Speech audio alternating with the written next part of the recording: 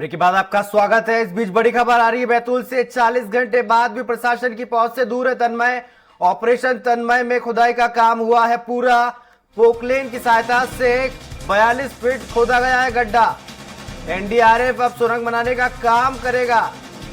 लगभग 7 फीट की बनाई जाएगी सुरंग। आपको बता दें, टनल के जरिए पहुंचने की कोशिश की जा रही है तन्मय के पास। 40 घंटे बीत चुके हैं, लेकिन अब तक एनडीआरएफ की टीम रेस्क्यू ऑपरेशन पूरा नहीं कर पाई है। और आपको बता दें,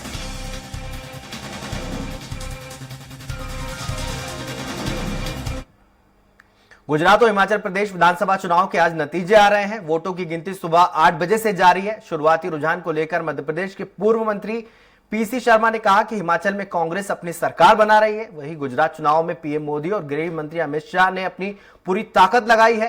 पूर्व मंत्री पीसी शर्मा ने से खास बात की हमारे संवाददाता अतुल शर्मा ने। गुजरात और हिमाचल में विधानसभा चुनाव के परिणाम की गिनती शुरू हो चुकी है और सुबह 8 बजे से मतगणना शुरू है। इस समय हमारे साथ बात करने के लिए पूर्व मंत्री पीसी शर्मा साहब मौजूद है। हम सीधे बात करें। सर, शुरुआती दौर कैसा देख रहे हैं आप? देखिए, शुरुआती दौर है, इसमें कांटे की टक्कर हिमाचल प्रदेश में चल रही है और निश्चित तौर पर वहाँ कांग्रेस की सरकार बनना चाहिए, ऐसा लग रहा है। और जहाँ तक गुजरात का सवाल है, अभी मैं देख रहा था टीवी पे कि वहाँ के रिजल्ट को प्रभावित करते हैं प्रधानमंत्री नरेंद्र मोदी जी और जो गृह मंत्री है अमित शाह जी, क्योंकि पूरे टाइम चुनाव के समय वो वहाँ पर रहे और एक प्रधानमंत्री और गृह मंत्री से चुनाव कांग्रेस पार्टी लड़ी। वहाँ के मुख्यमंत्री का नाम ही नहीं आता, मुझे भी पूरा नाम नहीं मालूम कौन है। इसके पहले मुख्यमंत्रियों के नाम ऐसे होते थे कि लोगों को याद रहते थे। वो एक अलग तरह का चुनाव है। और पिछली चुनाव में जिस तरह से कांग्रेस बहुत ही नज़दीक पहुंच गई थी, तो बीजेपी ने उस चीज़ को ही देखा कि भाई ये चुनाव अगर हम ठीक से नहीं जीते तो 2024 में बड़ा हो सकता है। तो ये इस हिसाब से उनकी तैयारी रही होगी। लेकिन इससे नेशनल उस पर कोई फर्क नहीं पड़ेगा, क्योंकि बीजेपी की सरकार है उत्तर प्रदेश में। डिम्पल यादव भारी मतों से आगे है। तो ये कोई परसेप्शन की पूरे देश का रिजल्ट हो गुजरात, ये नहीं हो सकता। और अभी जब सुन रहा था मैं, तो उसमें आया था कि 149 सीट्स का एक रिकॉर्ड है 85 का कांग्रेस का जी। वहाँ तो देखने की बात ये है कि उसको पार कर पाती, एक एनालिस्ट ये कह रहे थे। तो ये जो संभावनाएं जैसी लग रही थी वहाँ पर, वो हो सकती है, लेकिन अभी भी कह नहीं सकते, क्योंकि जिस तरह से वोटिंग परसेंटेज कम हुआ है जी, वो निश्चित तौर पर इस बात का घोतक है कि बीजेपी की सरकार को लाइक नहीं कर रहे हैं लोग वहाँ पे। इसलिए रिजल्ट फाइनल आते आते उसमें काफी फेरबदल होगा। गुजरात में क्या मुद्दे लगे आपको? नहीं, गुजरात में जो मुद्दा रहा, मैं बताया ना कि पुल गिरा जी, उसके लिए जिम्मेदार सरकार। उसके बाद ही उस टीवी का एंकर कह रहे थे कि वहाँ भी बीजेपी जीती। तो इससे अंदाजा लगा सकते हो कि क्या हथकंडे अपनाए होंगे।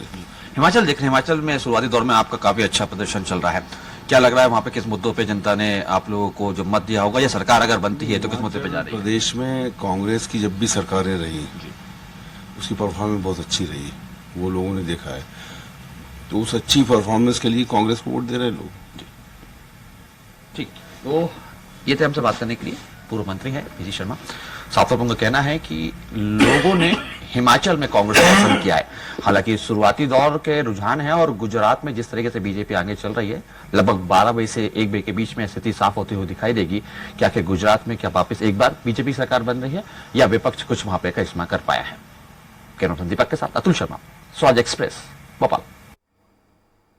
इस बीच बड़ी खबर आ रही है भानु प्रतापपुर की। अपडेट आपको बता दें, तीसरे राउंड की गिनती खत्म हो गई है। कांग्रेस की सावित्री मंडावी 592 वोट से आगे है। बीजेपी के ब्रह्मानंद निताम ने 4359 वोट हासिल किए हैं। रकबर कुर्राम ने 4996 वोट हासिल किए हैं। तो कहीं ना कहीं सर्व आदिवासी समाज के प्रत्याशी वोट बैंक में सेंध लगा रहे हैं बीजेपी के। बीजेपी से ज्यादा वोट हासिल कर रहे हैं वो। और 5-0 का स्ट्राइक रेट भूपेश सरकार का। जितने भी उपचुनाव हुए हैं 4-0 से जीते हैं, 5वें की ओर अग्रसर है।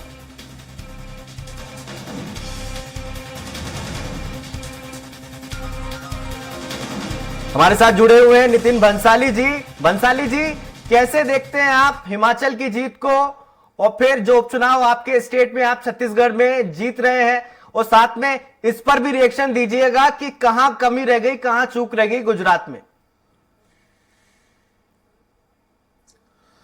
देखिए, हिमाचल प्रदेश में जिस प्रकार इन 5 वर्षों में त्राही त्राही मची हुई थी, भ्रष्टाचार से लेकर सारी चीजें लगभग हर रोज सुनने को आती थी। और हिमाचल प्रदेश की जनता ने इसके पहले कांग्रेस का परफॉर्मेंस वीरभद्र सिंह जी की सरकार में देखा है।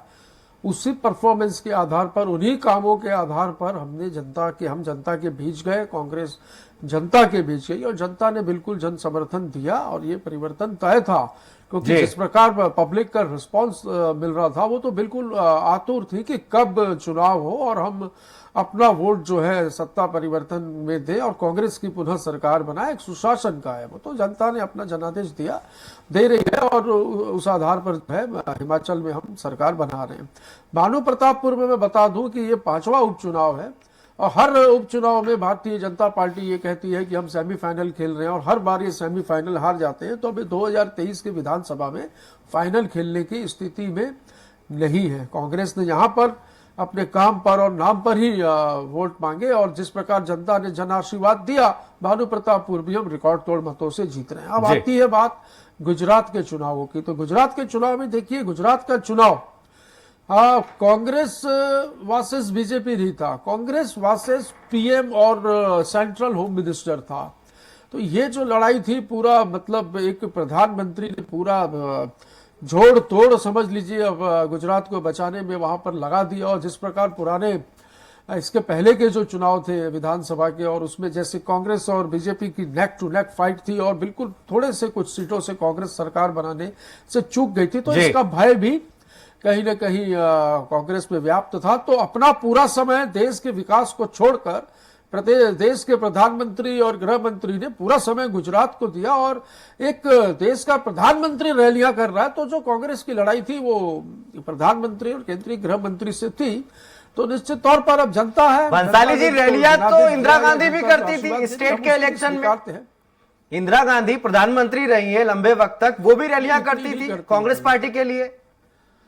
ठीक है, पर ऐसी रैलियां नहीं होती थी जैसी अभी हो रही है, या इतना समय कभी इंदिरा जी ने किसी राज्य में किसी चुनाव में नहीं दिया होगा। और भी प्रधानमंत्री का जो काम होता है भाई साहब, प्रधानमंत्री का काम सिर्फ एक प्रदेश का चुनाव नहीं होता, उसको पूरे देश को प्रधानमंत्री पद होता है। तो हम तो कह रहे हैं ना, कांग्रेस ने प्रधानमंत्री और गृह मंत्री से चुनाव लड़ा है वहां पर। और जब इतने प्रधानमंत्री और देश के गृह मंत्री यदि चुनावी मैदान में हो, तो वहां पर भाजपा तो पहले से सत्ता में थी, और यदि वो रिपीट हो रही है तो इसमें कोई वो बहुत बड़ा काम नहीं कर रहे हैं। पर देखिए, जिस प्रकार मत प्रतिशत वहां पर कम हुए हैं, इससे भी ये चीज शो होती है कि कहीं ना कहीं जनता जो है वो भाजपा से नाराज है। ठीक है, इस पे बीजेपी का रिएक्शन ले लेते हैं। हमारे साथ फोन लाइन पर जुड़े हुए हैं देवलाल ठाकुर जी। देवलाल जी, कैसे देखते हैं, एक तरफ गुजरात है, एक तरफ हिमाचल है, 1-1 हो रहा है, यानी कि 2-0 चाहते थे आप लोग। तो देखिए, वो गुजरात में तो भारतीय जनता पार्टी जीत ही रही है, लेकिन हिमाचल में भी देर सवेर आप देखेंगे, जब रुझान परिणाम में बदलने लगेंगे तो आपको भारतीय जनता पार्टी की सरकार दिखने लगेगी। और निश्चित ही दोनों जगह भारतीय जनता पार्टी की सरकार बनेगी, इसमें कोई संशय या आशय नहीं है कि भारतीय जनता पार्टी पीछे रहेगी। और कांग्रेस मुक्त होने जा रहा है देश, इसमें कोई दो मत नहीं है। तो आने वाले समय में इस ओर जरूर कांग्रेस को चिंतन करना चाहिए। जी, बंसाली जी वो कह रहे हैं कि कांग्रेस मुक्त होने जा रहा है देश। बंसाली जी, भानु प्रतापपुर की चिंता करें जहां पर तीसरे नंबर पर है। पहले बोले जहां रहते हैं, जिस प्रदेश में रहते हैं, जिस प्रदेश की राजनीति करते हैं, पहले वो देख ले कि वहां तीसरे नंबर पर क्यों, हाथ में चिंतन कर ले भाई। और हिमाचल बार बार ये क्यों कह रहे हैं कि अंतिम नतीजे आप देखिएगा भाजपा के पक्ष में आएंगे? क्या भैया कुछ गड़बड़ करने का प्लान है क्या? मुझे तो ऐसा ही लगता है, जिस कॉन्फिडेंस से आप लोग कह रहे हैं भाई जनता का जनादेश तो आप लोग कभी स्वीकार करते ही नहीं है, तो और कोई उलट पलट की बात है तो वो भी क्लियर बता दीजिए। लोकतंत्र में कभी कांग्रेस को विश्वास नहीं रहा है। तो 2024 का चुनाव बताएगा कि देश जो है वो मोदी मुक्त तो भाजपा मुक्त होगा या नहीं, ये तो भविष्य के घर में देश देख रहा है। जिस प्रकार से आज देश विश्व में सिरमौर बनने जा रहा है माननीय नरेंद्र मोदी जी के नेतृत्व में, उसको सारे अरे उत्तर प्रदेश में तो आपकी सरकार है, वहां कैसे पिछड़ रहे हो? राष्ट्र जब सरकार बनाने की बात रहेगी वहां पर वोट पड़ेंगे, वहां भारतीय जनता पार्टी जीत ही रही है, कोई दिक्कत नहीं है। वहां पर उपचुनाव है, वहां के नतीजे अभी आने। देवलाल जी, आप छत्तीसगढ़ से आते हैं, भानु प्रतापपुर में जो कुछ हो रहा है, क्या कमी रह गई? आरक्षण का मुद्दा आपने जोर शोर से उठाया, लेकिन आदिवासी तो कांग्रेस के साथ जा रहे हैं।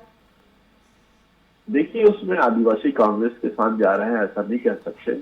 वहां पर वोट हुआ जो वो मूलतः कांग्रेस की सीट थी, वहां पर दिवंगत मनोज मंडावी जी थे, उनकी विशेष को इन लोगों ने आगे चुनाव लड़ाने की रणनीति बनाई, तो कहीं ना कहीं उसके मृत्यु के बाद वहां के लोगों के मन में रहा होगा, ऐसा हो सकता है। लेकिन वहां पर आदिवासी कहीं पे भी कांग्रेस के साथ जा रहे हैं ऐसी कोई बात नहीं है, और वहां के भी नतीजे अभी आने बाकी है।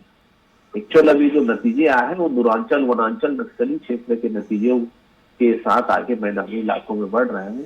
देवलाल जी, जो कांग्रेस का आरोप रहा कि एक रेपिस्ट को आपने टिकट दे दिया, क्या वो आपकी पार्टी के अगेंस्ट चला गया? जी जी जी जी नहीं, वहां पर वो कोई मुद्दा नहीं रहा, क्योंकि इन लोगों ने मनगढ़ंत कहानियां बनाकर वहां पर प्रत्याशियों को बदनाम करने की साजिश रचे थे।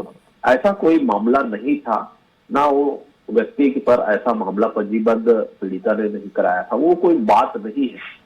इन लोगों ने चुनाव में अपनी वो पाने के लिए भारतीय जनता पार्टी को बदनाम करने के लिए ऐसा प्रपंच रचा, लेकिन इसमें सच्चाई नहीं है, सत्यता नहीं है। मैं पीछे होने के बाद भी कह रहा हूं कि इस मामले में कोई सच्चाई नहीं है। बंसाली जी, आपकी पार्टी अच्छा कर रही है छत्तीसगढ़ में, लोकप्रिय है आपके मुख्यमंत्री जैसा कि आपका कहना है, लेकिन क्या जरूरत थी कि फिर पीएल पुनिया को हटा के और फिर कुमारी शैलजा को लाया गया प्रभारी के तौर पर? क्या पार्टी का हाईकमान संतुष्ट नहीं था पुनिया जी के काम से? सामान्य प्रक्रिया नहीं, पुनिया जी के कार्यकाल में ही इस 15 वर्षों की भारतीय जनता पार्टी के कुशासन को खत्म करके प्रदेश में कांग्रेस की सरकार बनी है। 5 वर्ष हो चुके थे, एक सामान्य संगठन की प्रक्रिया। भाजपा के जैसे 4 साल में 4 प्रभारी नहीं बदले हैं हमने, ये एक सामान्य प्रक्रिया है, और सामान्य प्रक्रिया के तहत जो है वो कुमारी शैलजा जी की यहाँ पर नियुक्ति हुई है, और पीएल पुनिया जी ने बहुत बेहतर काम किया है छत्तीसगढ़ के लिए, एक अच्छा संगठन के हमारे वो प्रभारी रहे, और निश्चित तौर पर पार्टी उनको भी कहीं ना कहीं उनके अनुरूप बेस्ट उनका उपयोग करेगी, क्योंकि वो बिल्कुल रिजल्ट देने वाले नेता हैं देश में। जैसे कि छत्तीसगढ़ में 15 वर्ष बीजेपी की सरकार थी, तो पीएल पुनिया जी के नेतृत्व में ही, उनके प्रभारी रहते ही तो सत्ता परिवर्तन हुआ और कांग्रेस की सरकार बनी, तो ये एक सामान्य प्रक्रिया है। बंसाली जी, आपकी पार्टी ने राहुल गांधी को दूर रखा हिमाचल के चुनाव से, उसमें बढ़ चढ़कर कैंपेन किया। प्रियंका गांधी ने ओल्ड पेंशन स्कीम का वादा आपकी सरकार की ओर से किया गया, क्या वो काम कर गया वादा आपका? देखिए, काम तो आपको टोकना चाहूंगा, इस बीच बड़ी खबर आ रही है, जसवंत नगर में 13वें राउंड की गिनती पूरी हो चुकी है। सपा की डिंपल यादव 55,471 वोटों से आगे है। बीजेपी की रघुराज चाटकी को 26,365 वोट मिले हैं। 13वें राउंड की गिनती पूरी हो गई है।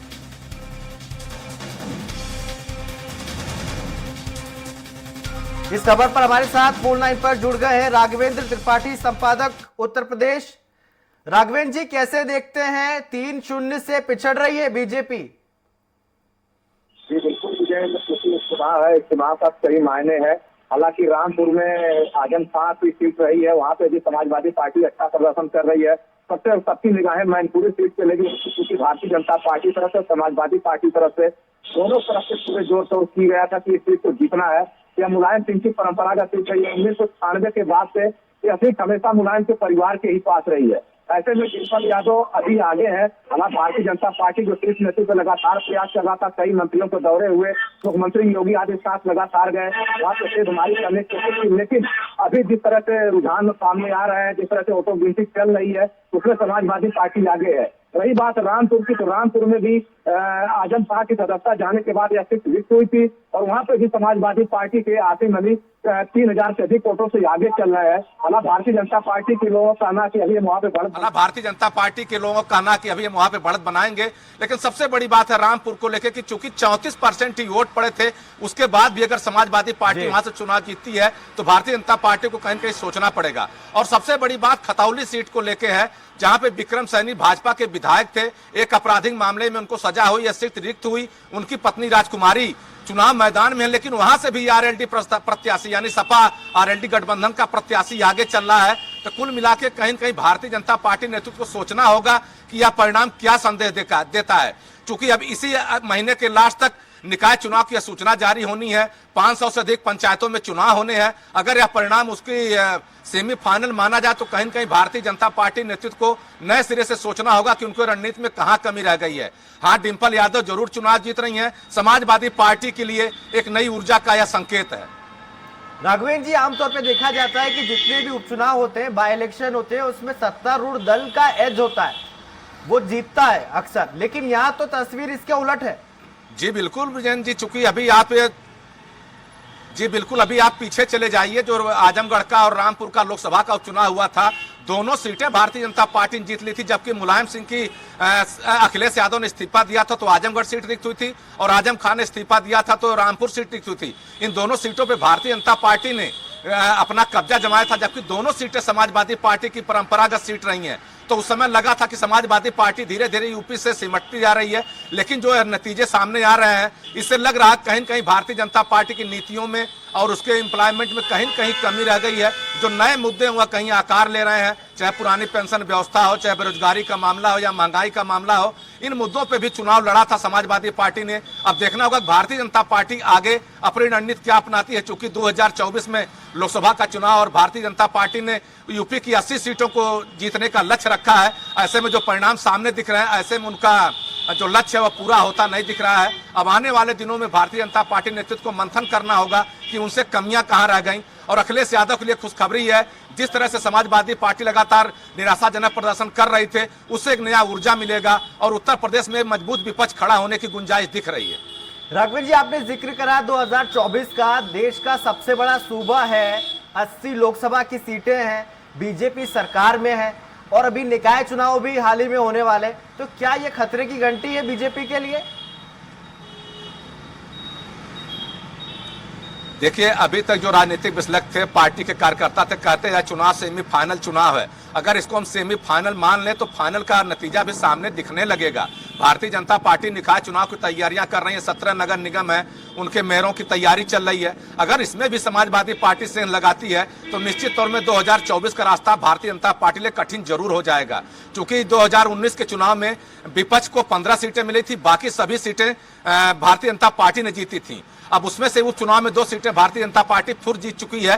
तो विपक्ष एकजुट उस समय था, मायावती और अखिलेश यादव साथ थे, लेकिन इस चुनाव में लगता है कि दोनों अलग अलग चुनाव लड़ेंगे। कांग्रेस भी नए सिरे से अपने संगठन को खड़ा कर रही है। अब देखना होगा भारतीय जनता पार्टी जो मुद्दे हैं उन मुद्दों को कैसे शांत करती है, जनता की उम्मीदों को कैसे खरा उतरती है। क्योंकि उत्तर प्रदेश में सबसे बड़ी समस्या बेरोजगारी और महंगाई की है और किसान आंदोलन का भी असर दिख रहा है। जो पश्चिमी उत्तर प्रदेश में चुनाव हो रहा है, चाहे रामपुर हो या खतौली हो, वहां पे किसान आंदोलन का भी एक असर दिखा है। और भारतीय जनता पार्टी को इससे सबक लेना होगा कि 2000 की जिस तरह से तैयारी कर रहे हैं, अगर अपने मुद्दों को और धार नहीं देंगे तो आने वाले दिनों में जिन परिणामों। फिलहाल आपसे आगे भी अपडेट लेते रहेंगे जो बाय इलेक्शन चल रहे हैं यूपी में उसके बारे में, और आपको सीधे लिए चलते हैं हमारे सहयोगी अतुल शर्मा के साथ, मध्य प्रदेश सरकार के मंत्री ओम प्रकाश सकलेचा उनके साथ है। Over to you Atul.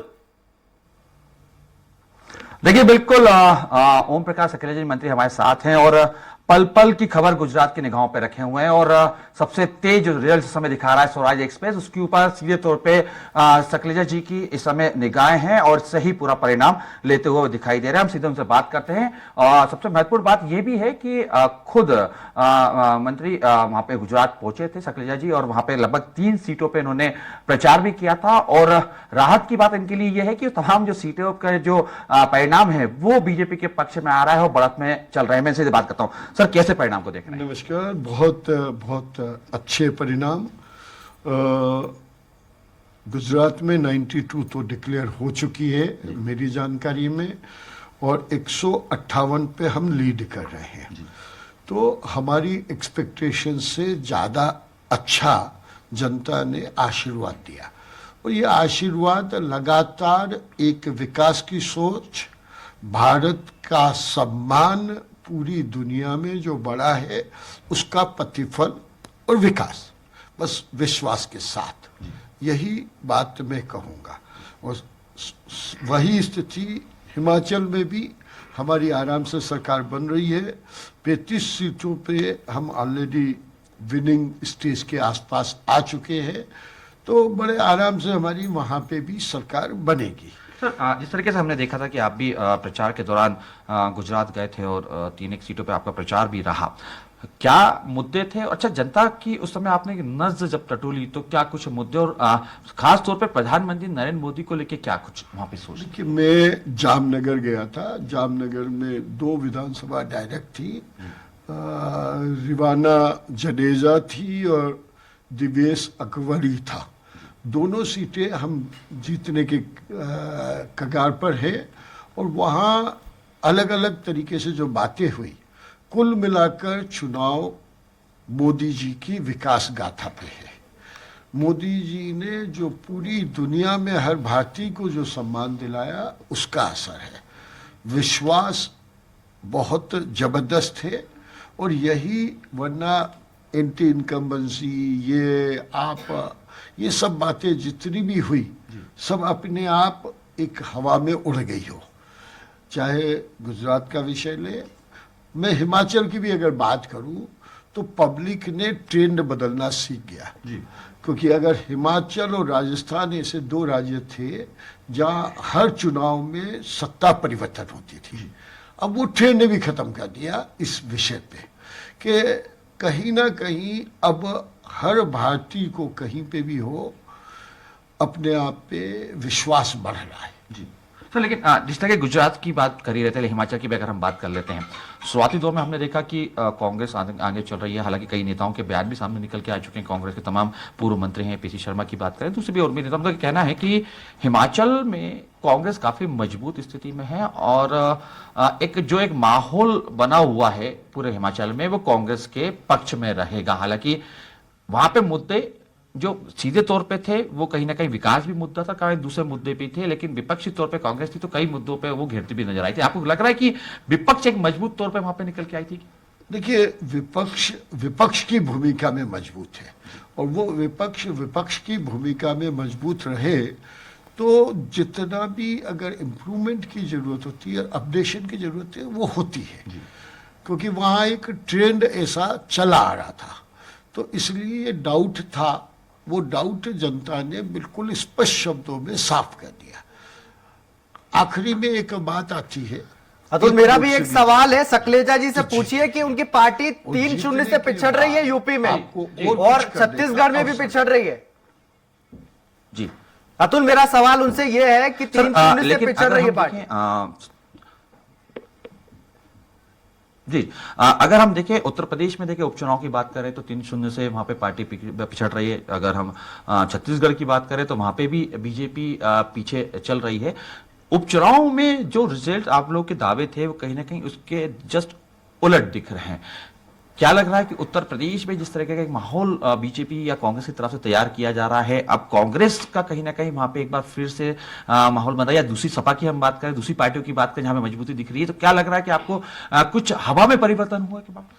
नहीं, मैं नहीं समझता। उत्तर प्रदेश चूंकि मैं गया भी नहीं और मैंने उस एंगल से उस सीट का व्यक्तिगत आकलन भी नहीं किया, इसलिए मैं बहुत ज्यादा ये नहीं कह सकता, लेकिन उपचुनाव और मुख्य चुनाव में दोनों में कार्य का तरीका, जनता के सोच का तरीका अलग होता है।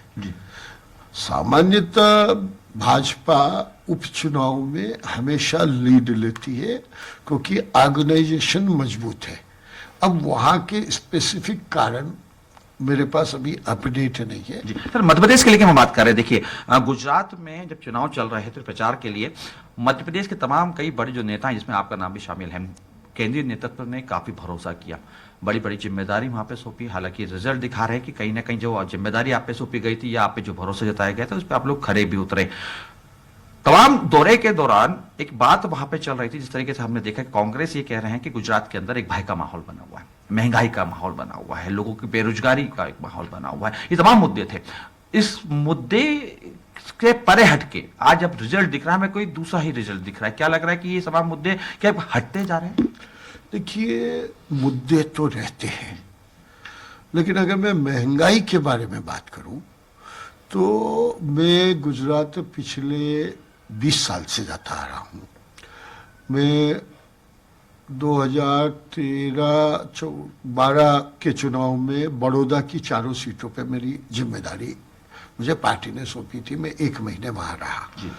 उसका रिजल्ट जो मैंने देखा, और आज भी मैं गारंटी के साथ कहता हूं कि गुजरात में सबसे ज्यादा प्रॉपर्टी मैनेज्ड है, सबसे ज्यादा व्यापार का विश्वास और बहुत प्रॉपर तरीके से मैनेज्ड है, और वो मैनेजमेंट अल्टीमेटली विश्वास का है।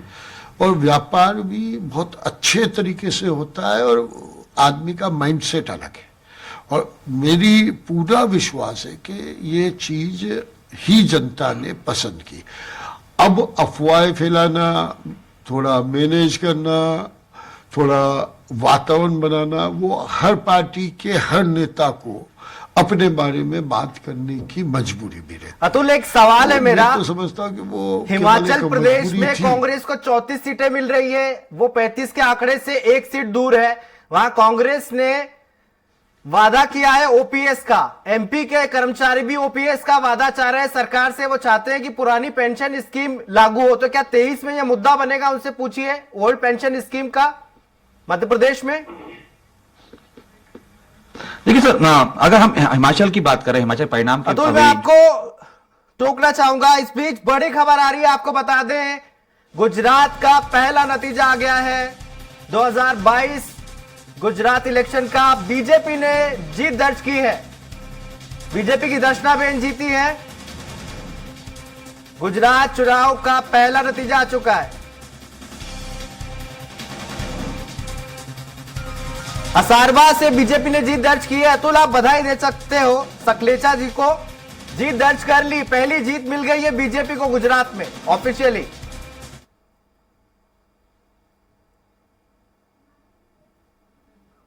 हो चुके हैं। पहली सीट पे बीजेपी ने अपनी जीत दर्ज कर ली है, परिणाम सामने आ चुके हैं। खैर, आप जिस तरह के दावा कर रहे हैं, परिणाम और भी आगे और भी बेहतर होते हुए चलेंगे। सर देखिए, इसमें लेके एक बड़ा मुद्दा है। इस समय हम देख रहे हैं हिमाचल की, अगर हम बात करें हिमाचल परिणाम का, आप पूरा एक आंकड़ा लेके बैठे हुए हैं। कांग्रेस ने वहां पे पुरानी पेंशन बहाली को लेके जो है वादा किया था। मध्य प्रदेश के अगर हम इस समय सियासी स्थिति देखें, और मध्य प्रदेश में पुरानी पेंशन को लेकर कर्मचारी लामबंद भी दिख रहे हैं। कई कर्मचारी इस समय दिल्ली में भी है, आंदोलन भी कर रहे हैं। 2023 का चुनाव भी परिणाम हमारे सामने आ चुका, चुनावी साल शुरू होने वाला है। क्या लगता है कि ये एक जो मुद्दा है पुरानी पेंशन का, जो हिमाचल में काम किया है, मध्य प्रदेश में भी सर क्या ये मुद्दा बनेगा? विपक्ष बहुत जोरों शोरों से लगी है कर्मचारियों के साथ। देखिए, विपक्ष हमेशा किसी न किसी वर्ग को भड़काकर सत्ता में आने का प्रयास करना एक सामान्य सी बात है, कोई नई बात नहीं है। चुनाव है, चुनाव में हर आदमी अपने हिसाब से बोलता है, लेकिन उस बात पे कितना विश्वास है। आप मध्य प्रदेश के विश्वास की बात करते हैं। मध्य प्रदेश का किसान आज भी कितना परेशान हुआ, उसका आकलन उनने देख लिया कि उनकी बात पे विश्वास का रिजल्ट क्या निकला। 2 लाख का लोन माफी का।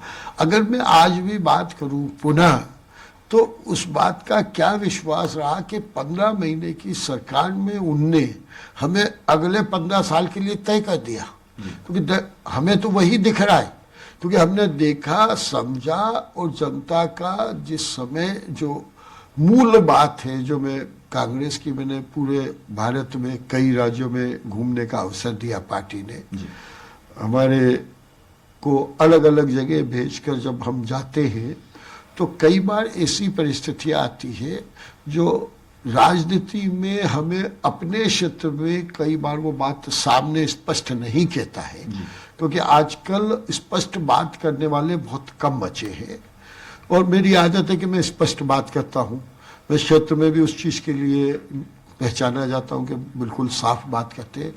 तो वो जब साफ बातें नहीं आती और बातें घूम कर आती है, तो घूम कर आई हुई बातों में जो अंतर आता है, वो जब हम दूसरे राज्यों में जाते हैं तो हमारे सामने हर चीज का सही आता अतुल, मेरा एक सवाल और है। प्रदेश में क्या पुरानी पेंशन को बहाली को लेके जी एक सवाल मेरा और है। आम आदमी पार्टी ने दावा किया था कि गुजरात में वो सरकार बनाएगी।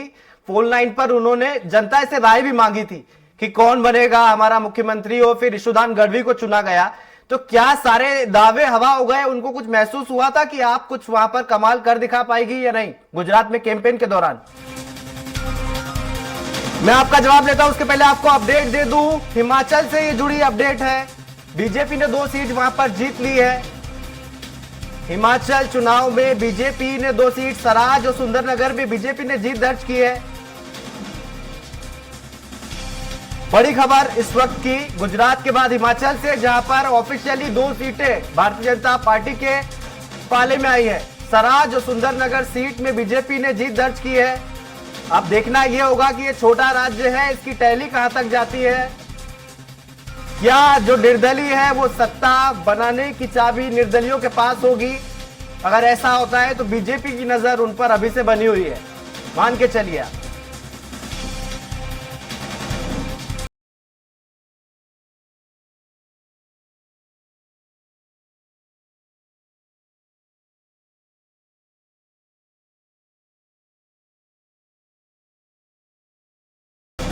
अतुल से हमारा संपर्क नहीं हो पा रहा। तमाम जानकारी के लिए अतुल आपका बहुत बहुत शुक्रिया। दर्शकों को बता दें कि गुजरात में हमारे साथ जुड़े हुए थे मंत्री ओम प्रकाश सकलेचा, उनका भी बहुत बहुत शुक्रिया हमारे साथ जुड़ने के लिए।